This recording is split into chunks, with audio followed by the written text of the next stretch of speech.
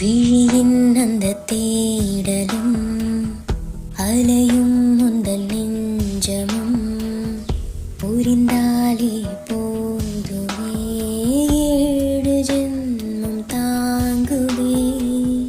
அனல் மேலே வாழ்கிறாய், நதி போலே பாய்கிறாய். ஒரு காரணம் இல்லையே மீசை வைத்த பிள்ளையே. இதை காதல் என்று சொல்வதா?